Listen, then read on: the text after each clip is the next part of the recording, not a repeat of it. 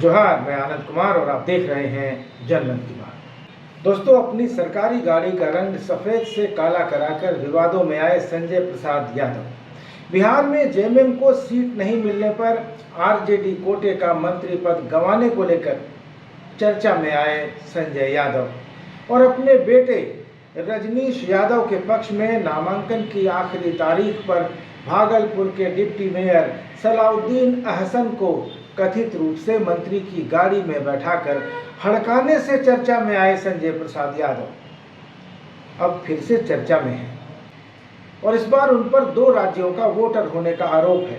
साल 2024 में हुए झारखंड विधानसभा चुनाव में संजय प्रसाद यादव गोड्डा विधानसभा सीट पर आरजेडी के उम्मीदवार थे। उन्होंने चुनाव आयोग को जो शपथ पत्र, जो हलफनामा, जो एफिडेविट दिया है, उसके अनुसार संजय प्रसाद यादव पुत्र चंद्रशेखर यादव उन्होंने अपने आप को बताया है और उनका नाम गोड्डा जिले से 18 महगामा निर्वाचन क्षेत्र के भाग संख्या 402 में क्रम संख्या 168 पर मतदाता के रूप में दर्ज है।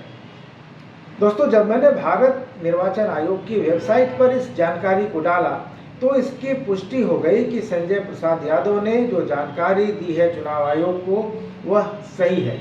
आप स्क्रीन पर इलेक्शन कमीशन की वेबसाइट का स्क्रीनशॉट देख सकते हैं।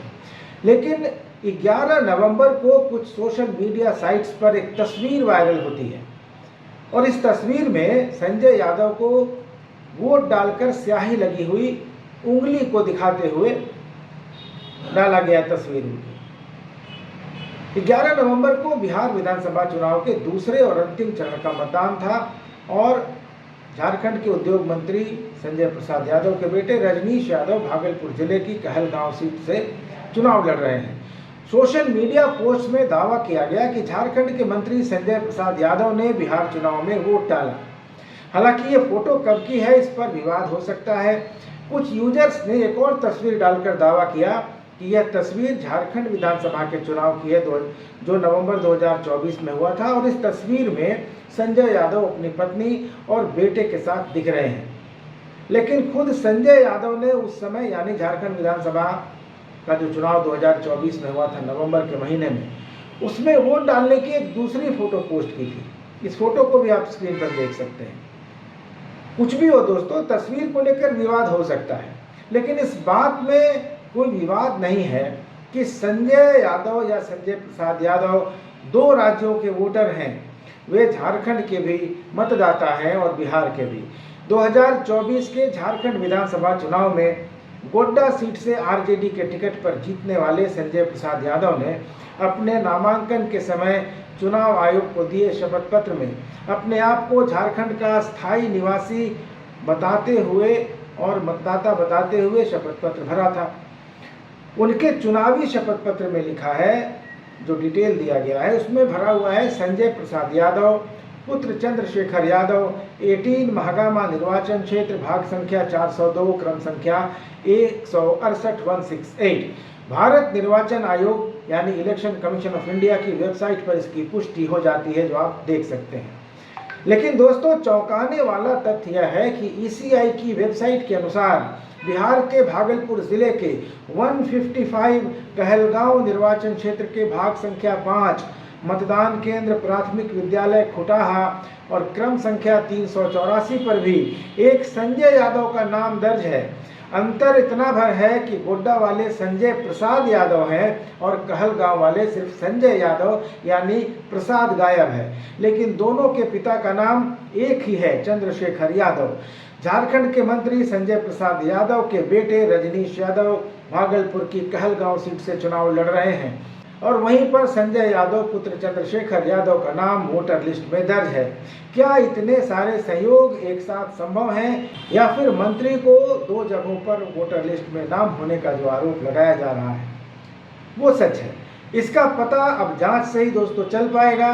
तो अगर ये मान लेते हैं कि मंत्री संजय प्रसाद यादव का नाम झारखंड और बिहार दोनों जगह वोटर लिस्ट में दर्ज है, तो इसका क्या नतीजा होगा, क्या परिणाम होगा, इसके कानूनी पहलू क्या हैं। दोस्तों, हम सभी जानते हैं कि जनप्रतिनिधित्व अधिनियम यानी रिप्रेजेंटेशन ऑफ पीपल्स एक्ट 1951 की धारा 27 के अनुसार राज्य विधानसभा का चुनाव लड़ने के लिए उम्मीदवार को उसी राज्य की किसी विधानसभा निर्वाचन सीट का मतदाता होना जरूरी है, अनिवार्य है।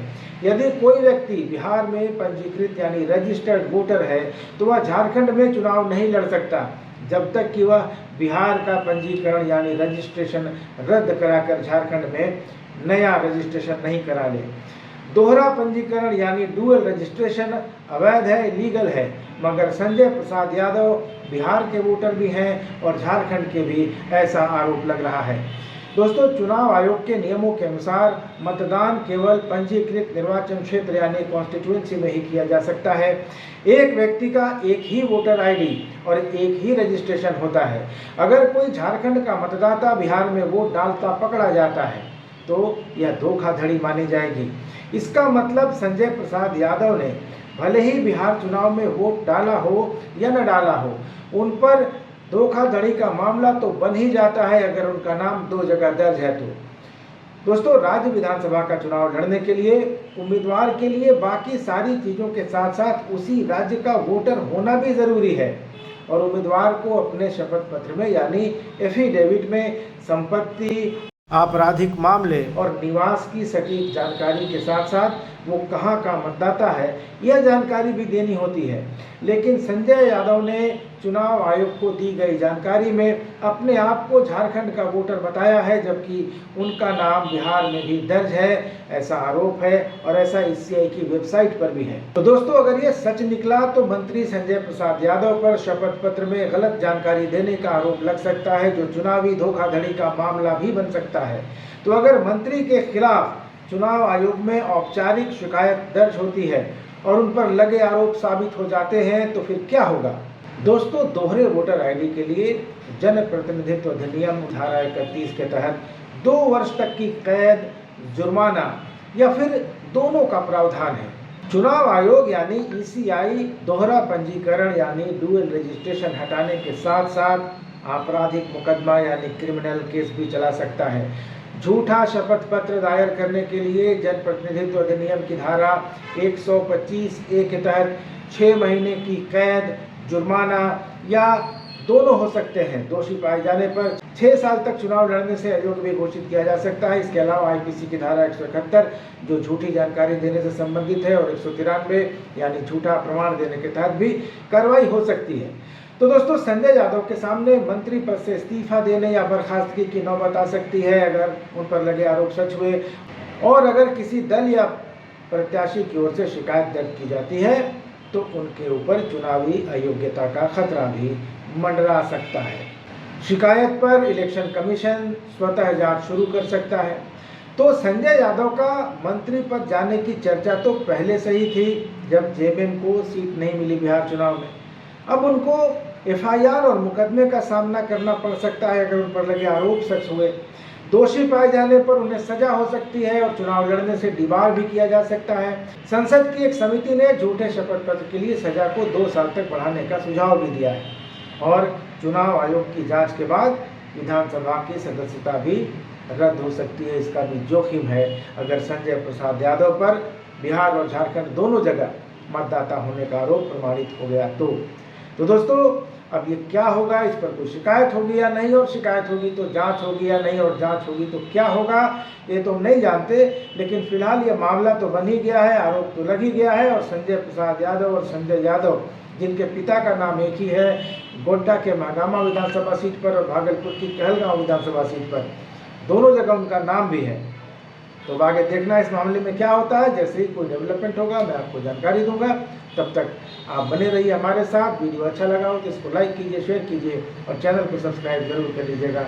अगले वीडियो में मिलेंगे, तब तक इजाज़त दीजिए। धन्यवाद, नमस्कार।